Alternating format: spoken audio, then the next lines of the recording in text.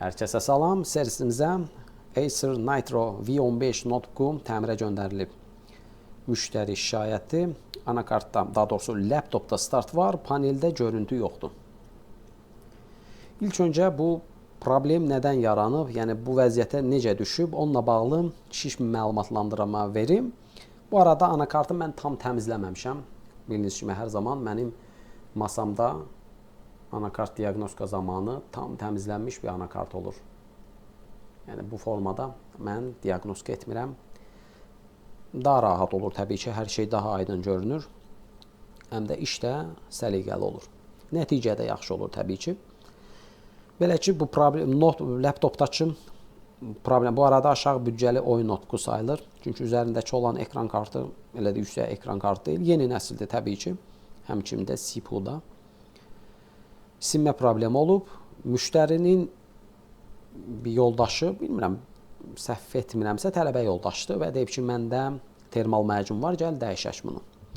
Bu prosesdən sonra hər zaman olduğu kimi, yəni yanlış müdaxilədə təbii ki, görüntü olmayacaq. Paneldə görüntü olmayıb. Fanlar fırlanır, klaviaturanın işığı yanır, start düyməsi əmri yerinə yetirir, lakin paneldə görüntü yoxdur. Söküblər, yenidən baxıblar, yenə yığıblar, yeni proses qalıb.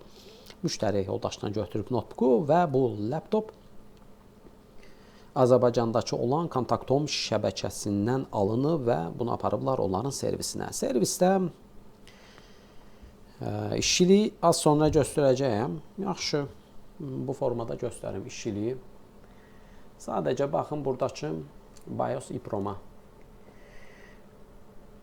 Belə göstərim ki,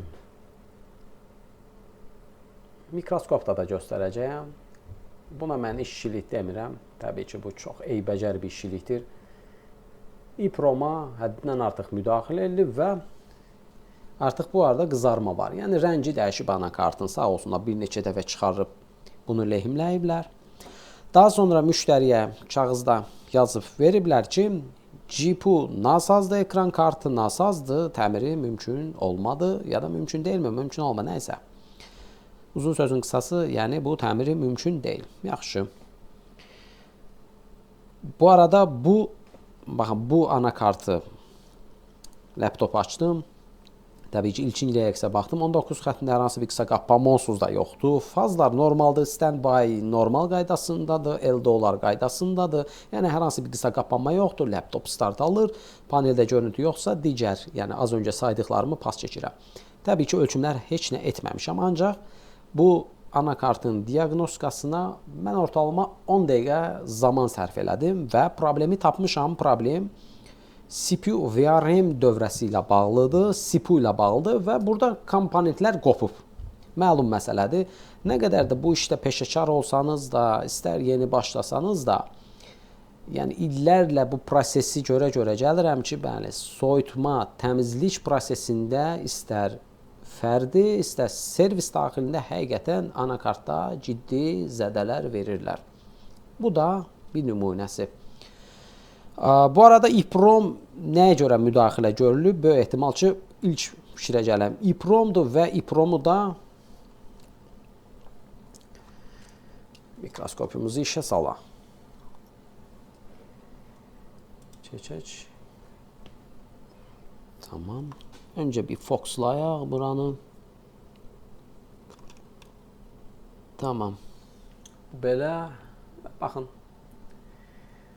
Bu arada işçiliyini, bu işçilik adını siz verin. EEPROM-un kənarları fiziki olaraq zəd alıb. Flux.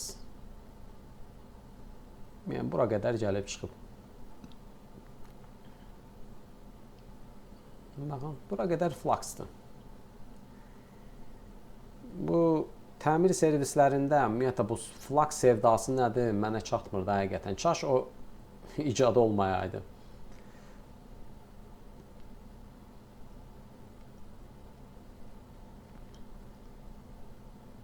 Bu servisdə görülən eybəcər işçilik. Bəli, mən buna sadəcə eybəcər işçilik deyirəm. Nəysə. Bunu çəkək. Geri dönək masamıza. Problemi tapmışam. Əslində problem GPU-da deyil. GPU sağlamdır. İpromluq heç bir əlaqəsi yoxdur. Çünki normalda batarya çıxdığı zaman, yəni burası sən nə etsən də statik elektrik təması olsa belə, yəni iproma birbaşa, ipromun daxilindəki proqram təminatına birbaşa müdaxilə edə bilməzsən. Təbii ki, burada tək batarya deyil, RTC, CMOS varsa mütləq şəkildə çıxması lazımdır. Çünki CPU-nun CMOS dövrəsinə, yəni RTC dövrəsinə gərginlik təmin olunur və bəzi yerlərdə pull-up müqavimətə bağlanılır və onlarda orada 3.3 gərginlik var. Ona görə də yenə də ehtiyatlı olmaq lazımdır. Bu da çıxması lazımdır. Nəysə bilmirəm, bataryanı ayırıblar, ayırmayıblar. Ancaq faktik olaraq bu formada ipromla heç bir əlaqəsi yoxdur. Bu arada bu iproma yəqin ki 5-10 dəfə istilik veriblər. Ancaq baxın, servislər fərq etməz. Onların servisi olsun, bu servis olsun, hər hansısa bir X servis. Baxın, bu satılır da bu.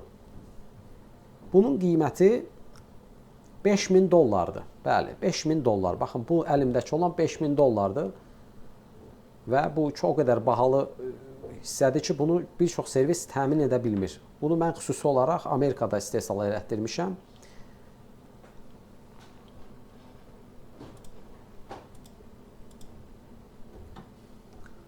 Yəni belə, bu kabel tapılmır da, həqiqətən tapılmır. Hər halda bunu ironiya kimi qəbul edəcəksiniz. Hər halda ciddi qəbul edib, bunun qiymətini də artıq soruşmazsınız. Və belə JTAG kabellər var. Rahat şəkildə proqramlarca bağlanılır və daha sonra rahat şəkildə bu formada İPROM oxunulur. Burada heç bir çətin proses yoxdur. Nəysə. Bu arada İPROM-u oxutdum. Yenə də anakartın orijinal BIOS proqram təminatı deyil. Sonra bunu da baxarıq. Çünki daxilində nə model nömrəsi var, DMI blok boşdur, serial nömrə, heç bir şey yoxdur, bomboş. Hətta şübhəlidir üzərindəki orijinaldır yoxsa yox. İlk öncə bunu bərpa etməyim lazımdır. Daha sonra bu dövrəyə baxacağam. Yaxşı. Belə, bu arada bu dövrəni göstərim əslində. Daha sonra anakartı mən təmizləməyim lazımdır. Bu halda işləyə bilmərəm. Keçək bura mikroskop görüntümüzə və baxaq, komponentlərimizə baxaq. Bəli. Bu da qopan komponentlərimiz. Fokuslayaq. Əla. Deməli, bu bizim 57-ci pinimizdir. Burada bir ədəd SMD kondensator olması lazımdır burada da. Burada isə bir ədəd müqavimətimiz lazımdır. Bu çox önəmli bir dövrədir. Anakart təmizləndi ideal şəkildə.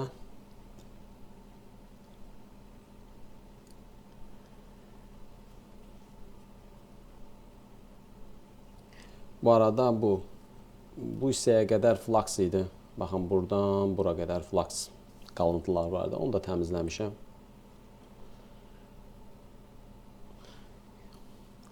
$32 megabaytlıq 1.8 voltajla çalışan, normaldır bu Ryzen seriyasında 1.8 32 megabaytlı İPROM-dan istifadə edilir bu anakartda. Bunu daha sonra proqram təminatını oxuyacağım. Mənim xüsusi buna dair bir fərqli bir şoketim də var. Və yaxud da anakarta lehimləyib buradakı JTAG kabellə də buradakı informasiyanı, BIOS PI flash informasiyasını da götürə bilərəm. Belə, təmir prosesinə keçmədən öncə mən kameramı fokuslayayım. Bu dövr haqqında məlumatlandırma verim.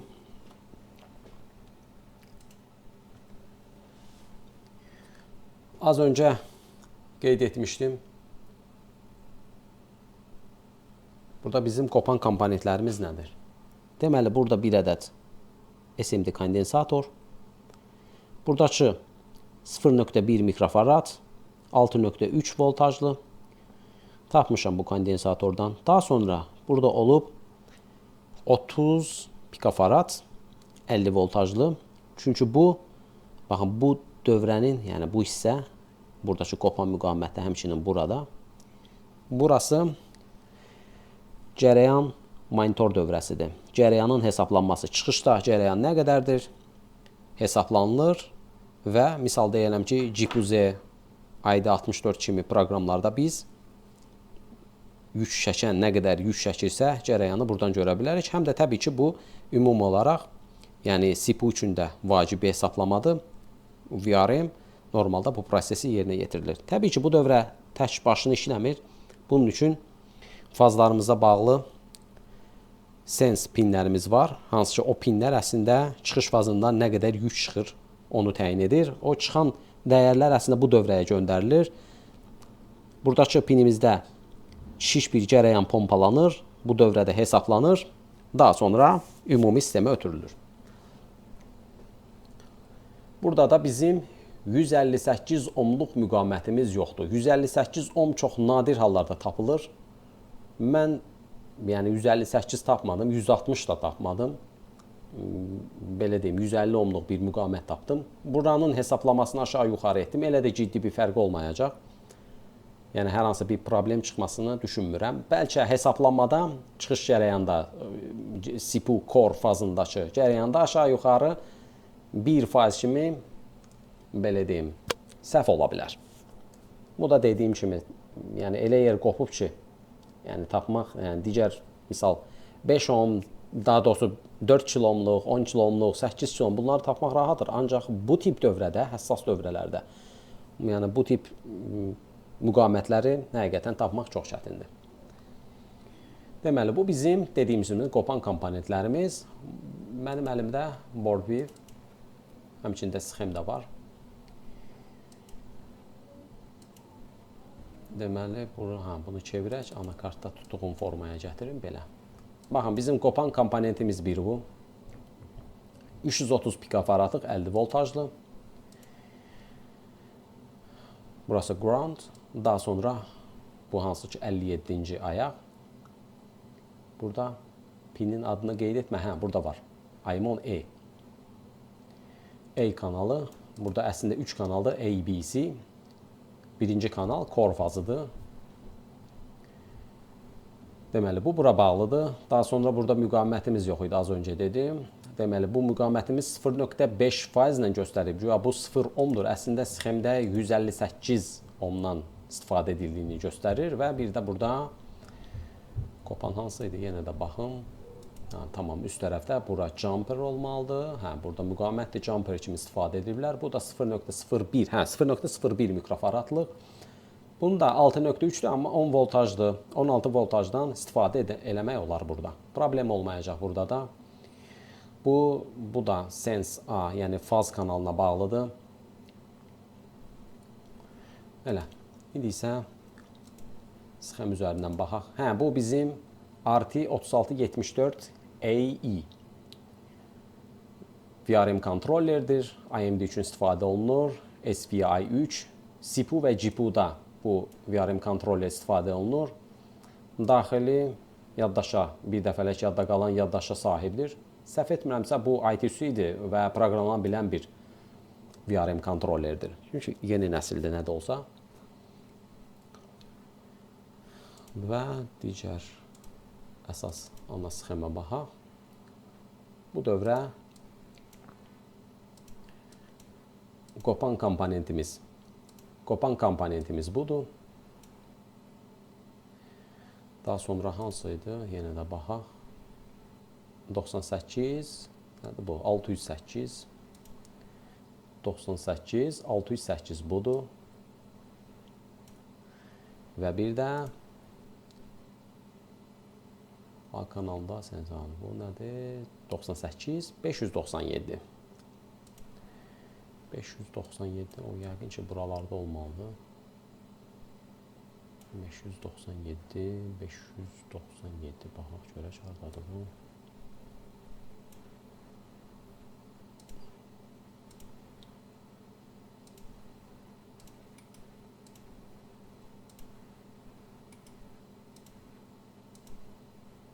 Yəni, burada.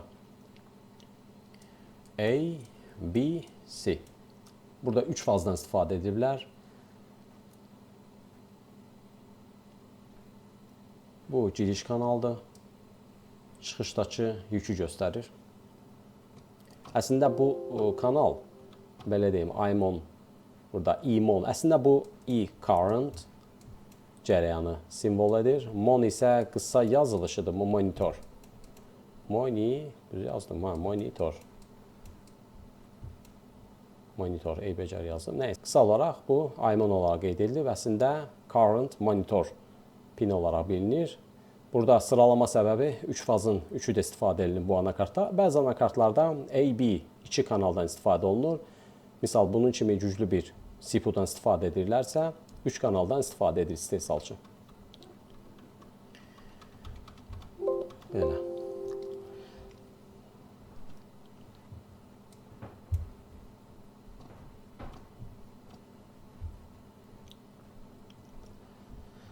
Buradakı kanal haqqında, ümumiyyətlə bu pin haqqında kiçik bir məlumatlandırma verim. Çox uzun bir açıqlama verməyəcəyəm. Onsuz da, belə deyim, bu tip açıqlamalarda elə də yəni, izləyiciləri çox da cəlb etmir, yorucu olur. Bu sahə təbii ki, ağır bir sahədir. Ona görə sadəcə qısa bir izahat verəcəyəm. Ətraflı istəsəniz, internet üzərindən və ya da PDF sənəd üzərindən informasiya özünüz əldə edə bilərsiniz. Bu pin ümumi olaraq çıxışda, deyəlim, A kanalında 40 amper. Bir dəqiqə. 40 amper çıxış var. Birinci fazda. Birinci A kanalı.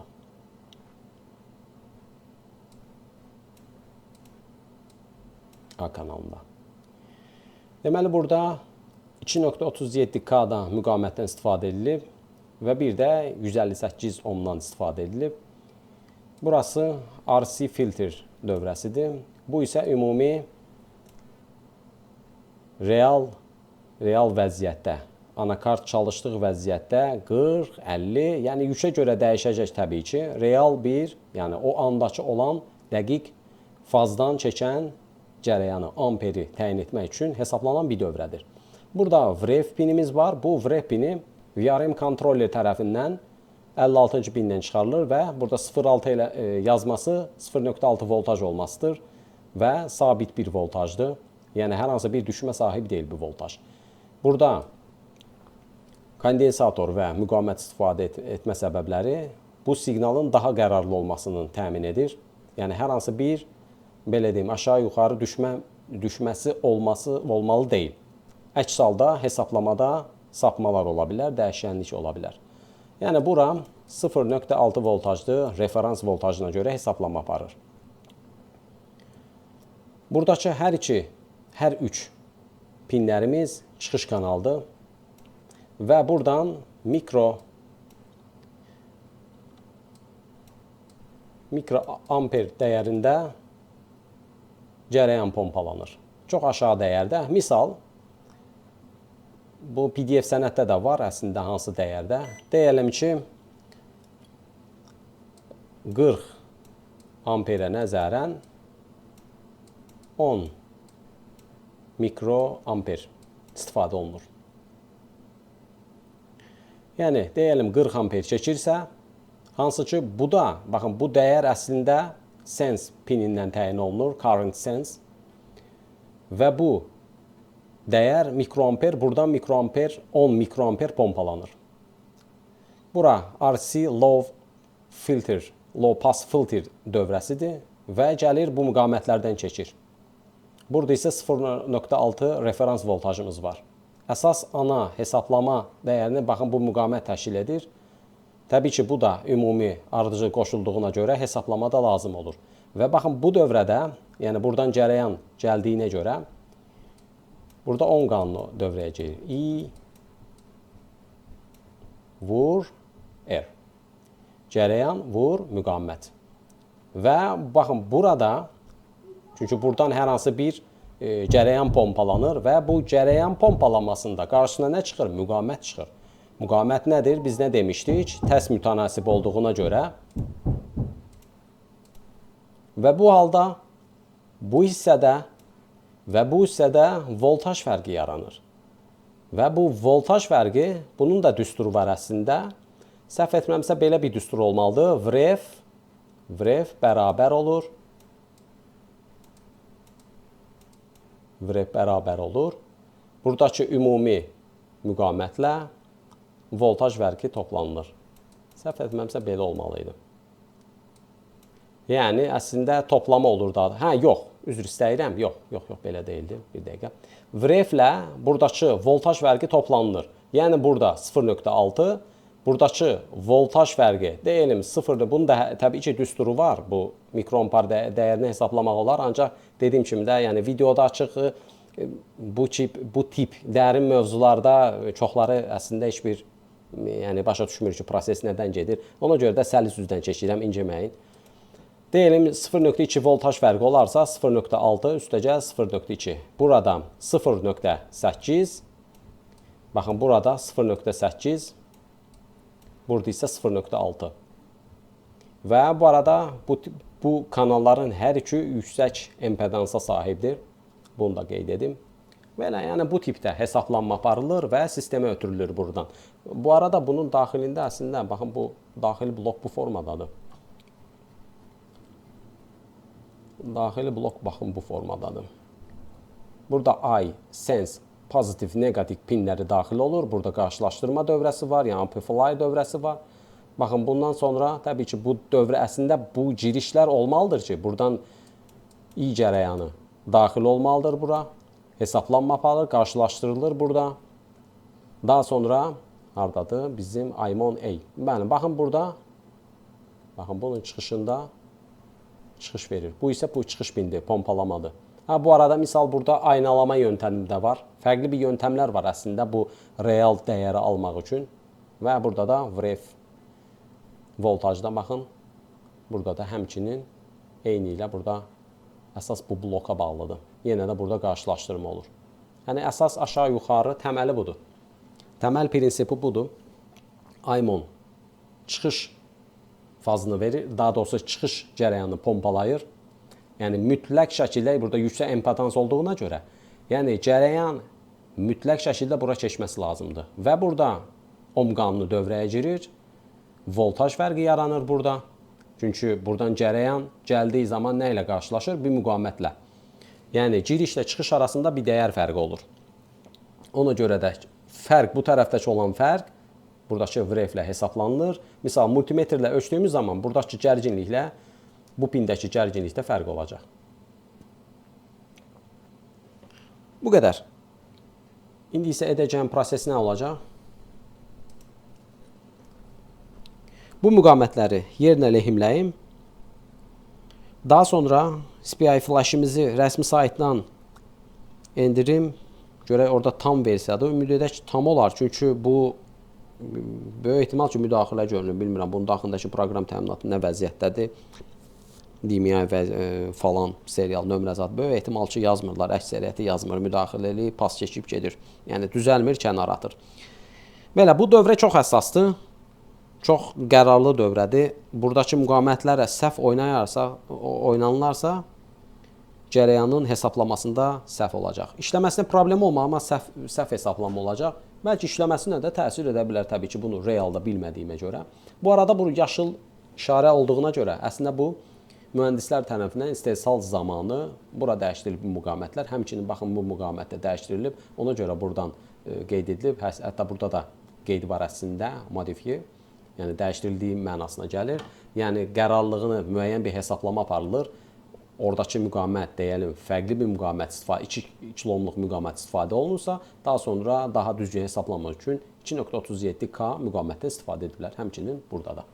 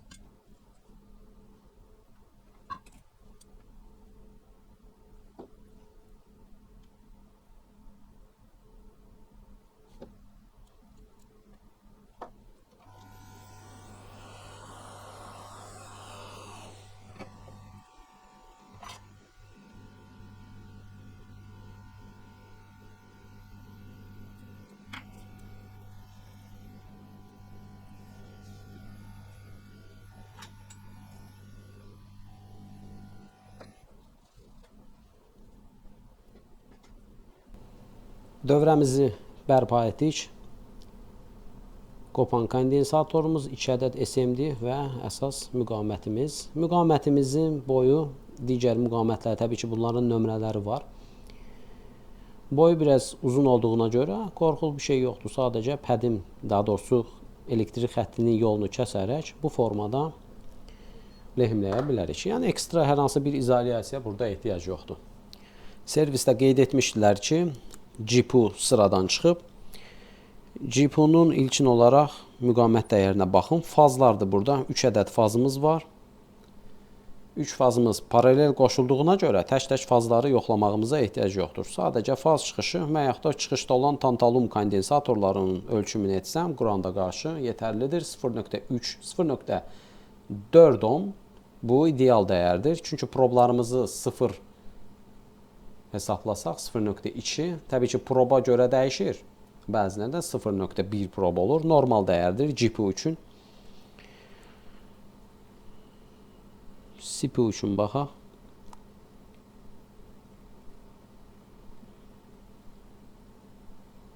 Hər hansı bir qısa qapanma görünmür burada. Bu arada fazlara daha sonra BoardWeb üzərindən baxaq görək bu fazlar nəyə xidmət edir. Burada bir ədəd induktor. Bu deyəsən VRAM-dir. Digər tərəfdə də var, bilmirəm. Bir ədəd VRAM-dan istifadə ediblər yoxsa yox. 50 ohm, VRAM fazı da böyük ehtimal. Burada da bir ədəd faz var. Bilməm, o da mı VRAM üçün istifadə ediblər. Bu da 50 ohm. Yaxşı, baxaq bir BoardWeb-imizə. BoardWeb üzərindən təyin edə bilərik. Deməli, bu nədir? Bu VDD SoC, VDD SoC 3 core. Bu VCC core'dur. Bu deyil. Bu core deyil. Core budur.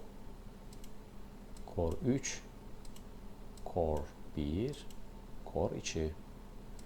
3 ədəd fazımız var. Bunlar core fazlarıdır. Deməli 1, 2, 3. Burada deməli 3 faz burada. Baxaq görək, burada 4 mü fazdan istifadə ediblər? 4 fazdan istifadə ediblər. Amma mənim baxdığımda 1, 2, 3 fazı idi. Maraqlıdır. Nəysə, bunlar artıq çox üzərində dayanmıram. Daha sonra burada bir fazımız var idi. Görün bu nədir? Bu fazımız. Təəssüf ki, heç nə yazmır burada. Bu fazla bağlı. Hara bağlı?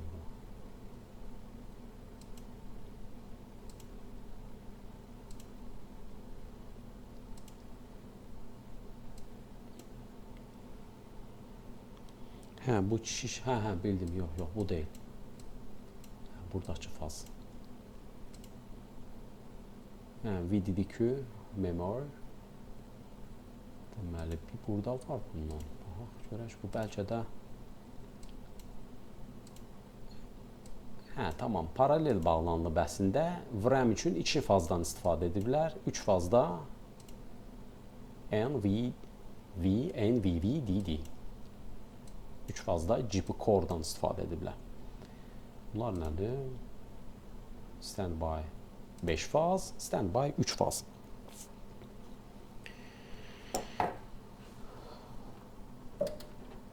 Qida blokuna ilkin olaraq bağlayaq. Bilmirəm, bunlar avtostart alırmı yoxsa yox? Ala da bilər, almaya da bilər. Yox, avtostart almadı. Hal-hazırda standby rejimdədir. 0.002. Faz çıxışı ola da bilər, olmaya da bilər, dediyim kimi. Yoxdur faz. Startdan sonra faz böyük ehtimalca aktiv olur.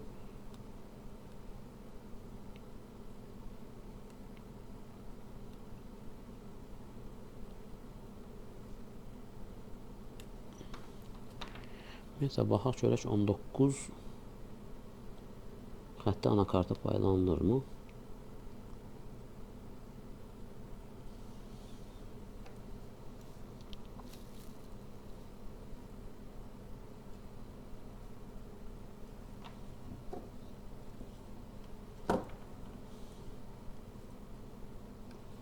Yox, paylanılmır, maraqlıdır. Bu öz adaptörü olmasa da ola bilər.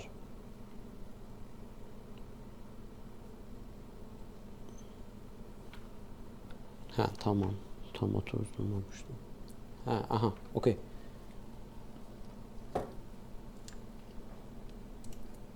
Adaptörü tam qoşmamışdım. Hal-hazırda standby-da fərq var. 0.06. Aha, fazlar aktiv oldu. Qaydasındadır. Belə fazlarımız aktivdir.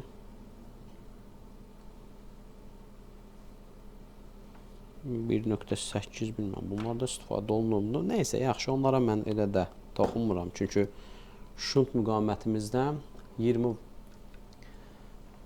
yəni arxa plana keçdim. Bu bizim şunt müqavimətimiz. Çıxış gərginliyi qaydasındadır. Bu arada 4 ədəd MOSFET-dən istifadə ediblər. Həm də ardıcıl formada, səhv etmirəmsə. Yəni də bəlkə paraleldə, amma ardıcıl 2 MOSFET var burada. 2 ədəd burada var. Şunt buradadır. Bir də Type-C-dən qoşulan var. Hə, Type-C MOSFET-ləri burada yer alır. Standby fazları bu tərəfdədir.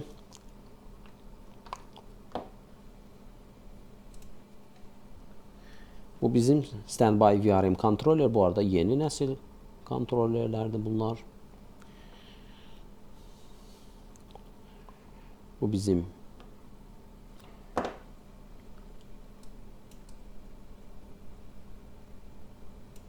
beş fazımız.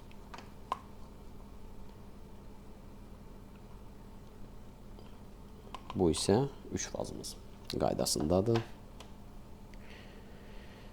Anakarta bu halda start vermək də olar. Yaxşı. Kiçik bir soyutma sistemini bağlayayım, daha sonra start verək, yoxlayaq. Çünki çəkəcəyi cərəyanı bilmirəm nə qədər çəkməsi lazım. Çünki adaptör böyük adaptör olur bunlar da bildiyiniz kimi. Bu arada EEPROM axı mən bağlamamışam. EEPROM-umuzu bu tip şoketə bağlayıb oxuda bilərəm. Dediyim kimi JTAG-lə də olar, yəni bu kabellə də və yaxud da bu tip şoketdən istifadə edə bilərəm. Buradan SPI Flash 25 1.8 seçməyim lazımdır. Çünki bu EEPROM 1.8 gərginlikdədir. Bunu da necə təyin edə bilərəm əslində? Bunu oxu verək. Board üzərində EEPROM seçilir. 8-ci pinimiz əslində bizim ana VCC kanaldır və burada da 1.8 VROM olaraq qeyd edilir. Oxuma prosesi geçsin. Daha sonra modelin nömrəsi, daha doğrusu serial nömrəsi lazımdır. Bu təbii ki alt qapaqda yer alır. Görək bu modelin deməli serial nömrə, bir də SNID də var, serial nömrə də var.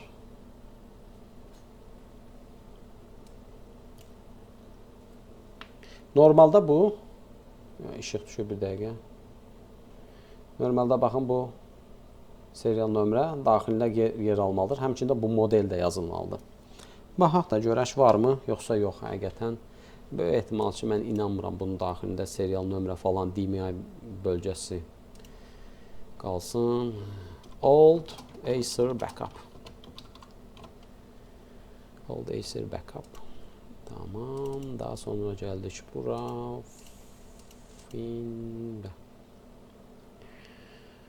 Acer yazaq. Normalda çıxması lazımdır. Bu arada tekst bölməsində axtarış edirəm. Çıxdı. DMI blok baxım görüm. Ola bilərmi? Yox. Ola bilməz bura. Bəlkə də amma yox. Məncə yox. DMI blok deyil. F3, F3, F3, F3, F3, F3.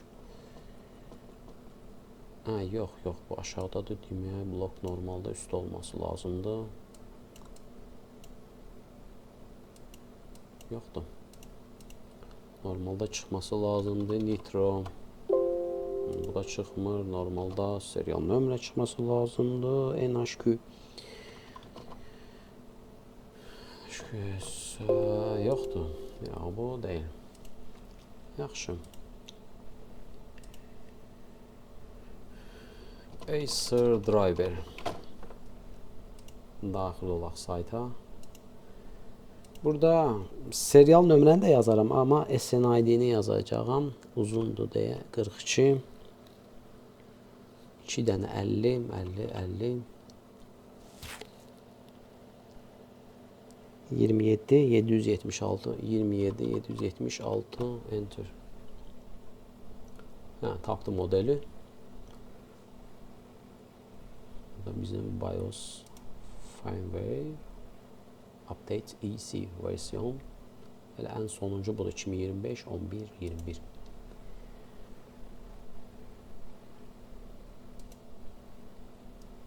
Tamam. Hala. Bu belə. Daha sonra baxaq görək bu. Open. Yaxşıdır, bütöv haldadır.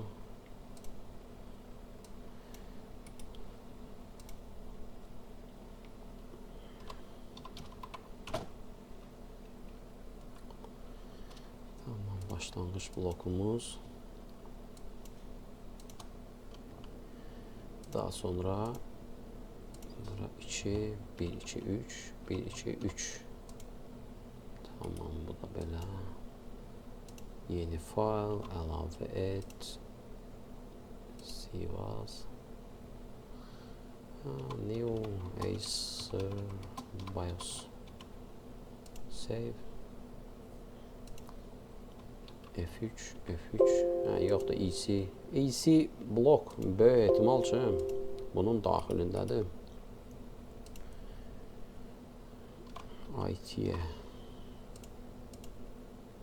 IT. Aha, tamam, buradadır blok.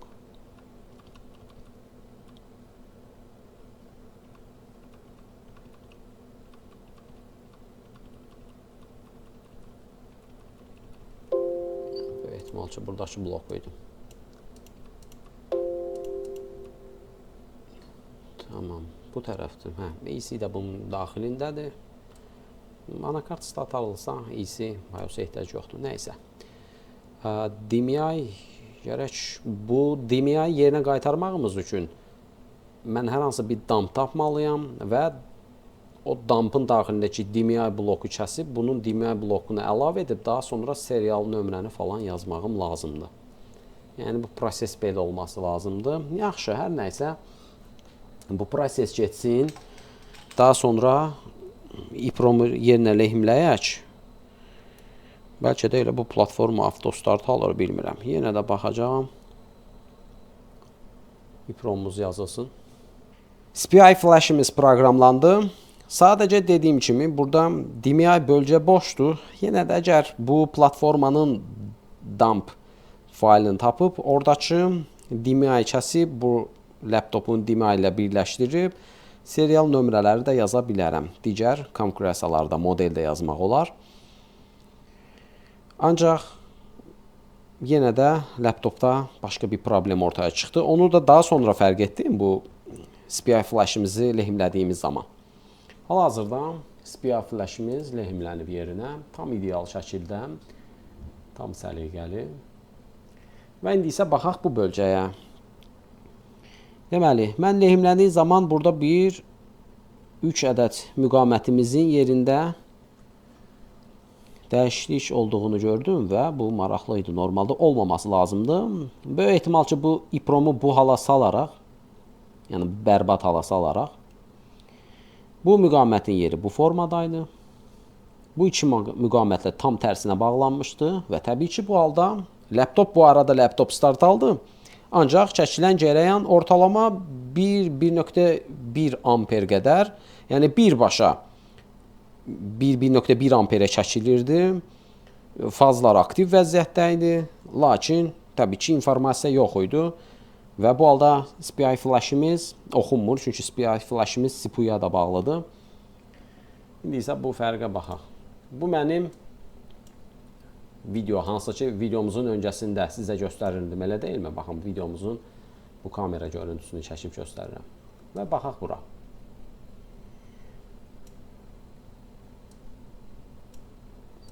Bu vəziyyətə baxaq. Deməli, adamlar buradakı müqamət, yəni çıxardığın zaman heç özləri də bilməyiblər hansı hara gedib. Yaxşı dəyərlər yerindədir. Burada əslində normalda 33 ohmda, 15 ohm, 10 kilo ohmluq müqamətdən istifadə edirlər. Data pinlərində isə 33 ohmdan istifadə edirlər. Deməli, bu müqamət bu formadaydı, hansı ki bu formadaydı. Artıq bərpa etmişəm bunu. Daha sonra bunlar tərs və yerlər də dəyişdirilib. yəni çox məntiqsiz şəkildə bunu lehimləyiblər. Həqiqətən burada ən gülməli yer odur ki, ən gülməli yer. Yəni bunu dediyim kimi də, yəni burada məntiq deyə bir şey. Yəni bildiyin 2 pin, yəni bu onsuz da bu pinlər bir-birinə bağlıdır. Bunu götürüb bu formada lehimləyiblər. Bu ara boşdur, burada informasiya getmir. Və bu 2 pini birləşdir. Yəni heç bir önəmi yoxdur. Yəni bu müqavimət olmasa belə onsuz ki bu 2 pin bir-birinə bərabərdir. Daha sonra burada da təsbih yöntəm istifadə ediblər. Deməli müqavimətlər bu formadadır. Yenə bu 2 kanal bir-birinə bağlıdır. Yenə müqavimət olmasa da yenə də heç bir önəmi yoxdur. Və BoardWeb üzərinə baxdığım zaman da bu bizim SPI clock, APU SPI clock, bu isə APU BIOS SPI SO, yəni serial output pinlərimizdir. Bunlar isə paralel şəkildə bağlanılır. Təbii ki, burada SPI ROM bu plap olaraq çəkilir. Daha sonra bu isə APU CPU SO. Bu da birbaşa CPU-ya bağlıdır.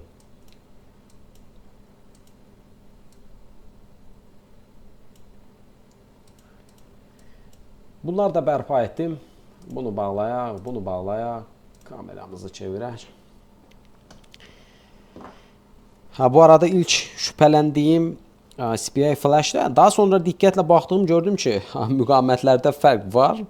Hətta mən clock siqnalını ölçmək istədiyimdə gördüm ki, müqavimətdə fərq var. Çünki bu tipdə, yəni bu hissədə daha çox müdaxilə görmüşdü. Buranı bildik, burada yəni konkret olaraq, yəni qopan dövr elementləri var idi, ancaq ən çox müdaxilə, yəni eybəcər müdaxilə buradaydı. Və təbii ki, hər zaman anakartda, başqa bir servislərdə hər hansı bir yerə müdaxilə olubsa, çalışın o tərəfə fokuslanın. Mən də eyni ilə bu tərəfə fokuslandım və problemin həllini tapdım.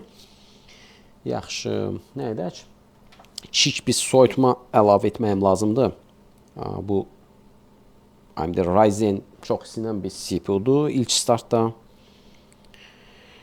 Təbii ki, kiçik bir fan da əlavə etməyim lazımdır bu formada. Ki, buradan havanı soyutsun. USB tester bağlayacağım. İlk görüntü gec verməsi lazımdır, çünki RTC reset vəziyyətində olur. Qida blokunu bağladım. Fanımız fırlandı, normaldır. USB burada data pin olaraq yəqin ki aktivdir. USB aktiv olması lazım deyil. Nəysə, onsuz da fanımız fırlanmır. Deməli bunları bağladı, RAM-imiz bağladım. Bu arada hələkilik anakart start almayıb, standby vəziyyətindədir.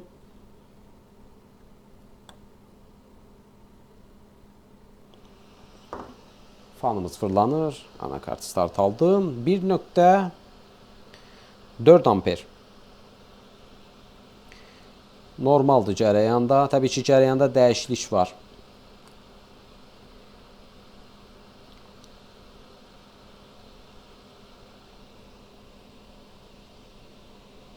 .7, 1.8, 1, 1.4. Yəni bu qarışıqda dəyişir. Bilmirəm, kameranı göstərə bilərəmmi?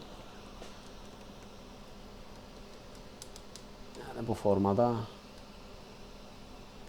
qaydaq yenidən masama.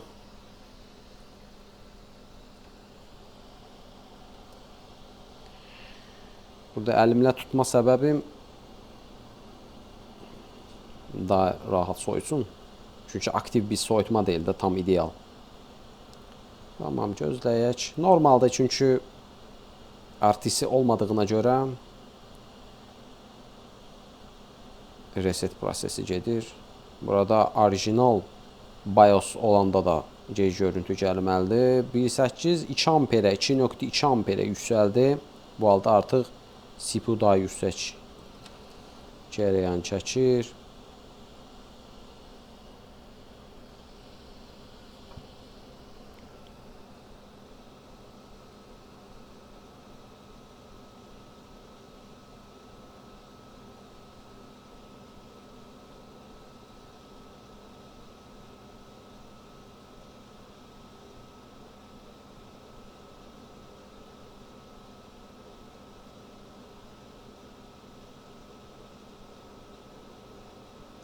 Və budur, əla. 2 amper. 2 amper, 2.5-ə də hətta yüksəldi. Və laptopumuz işləyir. Böyük ehtimal ki, görüntü də var panelimizdə.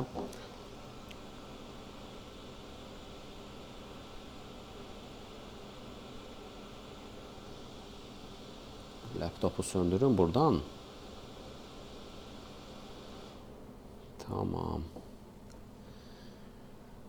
Və söndü belə. Təbii ki, yenidən mən start versəm, bunu çıxartsam, yenidən gec görüntü verəcək. Bu halda əslində RTC CMOS bataryanı bağlaya bilərəm. Mən CMOS bir bataryanı bağlayayım. Laptopu bu formada hələlik tam soyutma sistemini falan bağlamamışam. Sadəcə start düyməsi, klaviaturanın işıqlanması, hər nəysə qalsın. Əsas mənə görüntünün olmasıdır və bir də şiş bir radiatordan istifadə edirəm.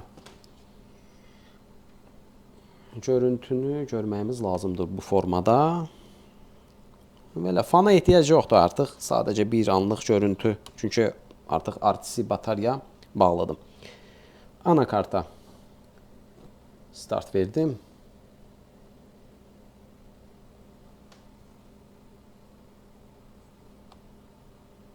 Tamam, start aldım.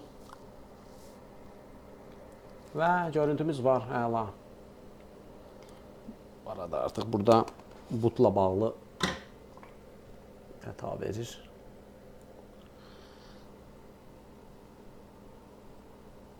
Söndürüm laptopu. Tamam, yenidən baxa. Və budur, Acer Nitro belə ayıraq qida blokunu. CPU, bu arada fazlar da isinir. AMD Ryzen'lərdə belədir. Bu qədər. Təmirimiz artıq yekunlaşdı. Təbii ki, testlərim olacaq yenə də bundan sonra.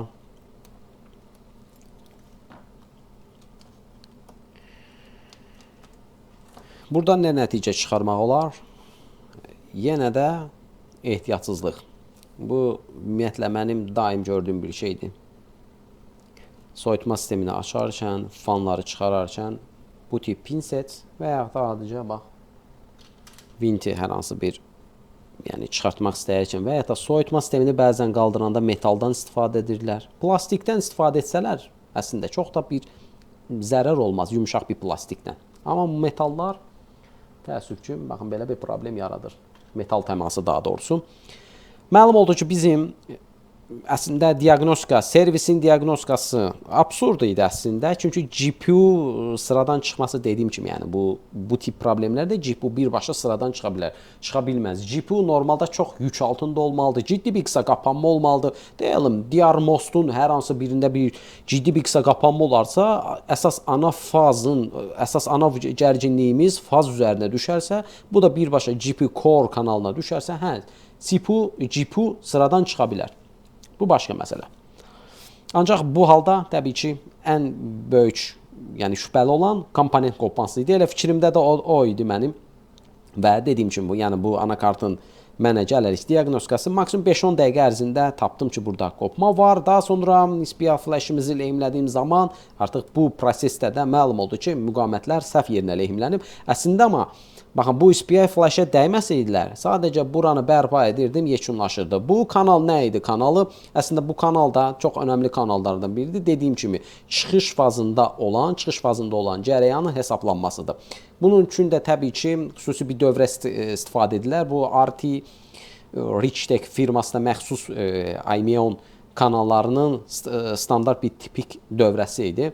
Yəni, müəyyən bir mikroamper dəyərində çıxış cərəyan pompalayırlar, müqavimət də hesablanır, orada artıq müəyyən bir düstur girir, ohm qanunu ortaya girir, hesablanır və real, çünki fazlardakı cərəyan stabil olmur. Misal, laptop işləyəndə ola bilər ki, burada 100 amper olsun, yük altında isə 150-180 amperə kimi qalxa bilər. Baxın, o halda çıxışı fazlara bağlı olan current sense pinləri daxilə göndərilir və çıxışda da IMEON pinləri ilə real hesablanma aparılır və bəzi dövrələrdə NTC də istifadə olunur. NTC olan versiyalarda var.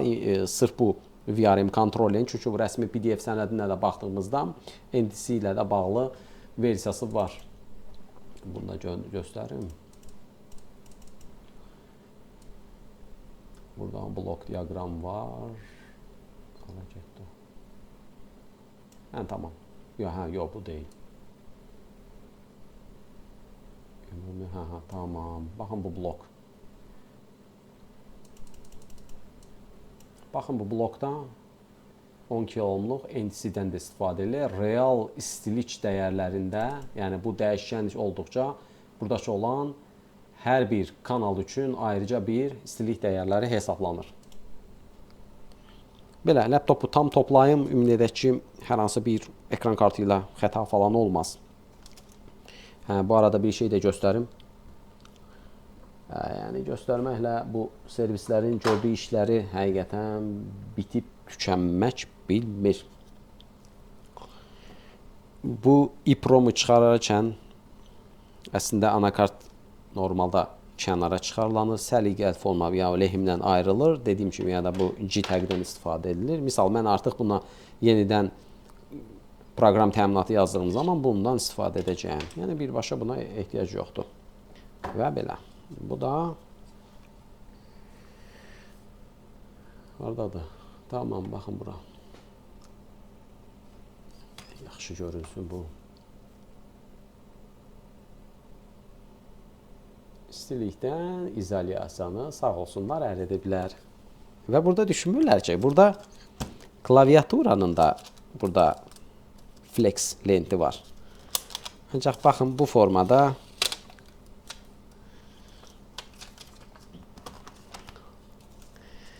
bu da işçilik.